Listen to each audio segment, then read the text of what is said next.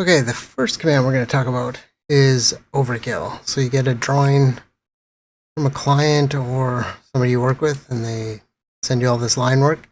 The first thing you want to do is run the command overkill and window selection, and then hit enter. You get this little dialog box, so you can change the tolerances, what you're trying to get rid of.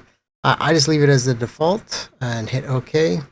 And then we can see down here that it took out 67 duplicates and 271 overlapping lines.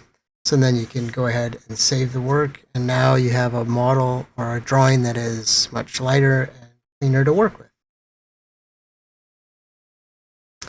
So in the next command we're going to talk about is purge. Now you should do this on every drawing. You want to purgeable items.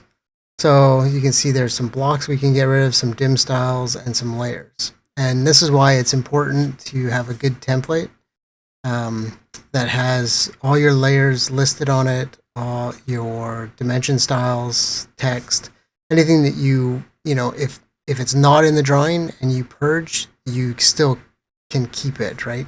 So we'll go ahead and purge, and this will clean up the drawing again. It removed 555 items and cleaned up, 493 kilobytes. So now the drawing is a lot easier, more responsive, and now you can go ahead and make your changes. So let's talk about attributes. So if you have a lot of attributes in a drawing, you don't want to go into individual ones, you can use the command Batman. And what it does is it manages all the block attributes. You can select the blocks and you can go through and update them, synchronize them. Very powerful if you have a ton of attributes and in different blocks. This gives you one place to manage them all.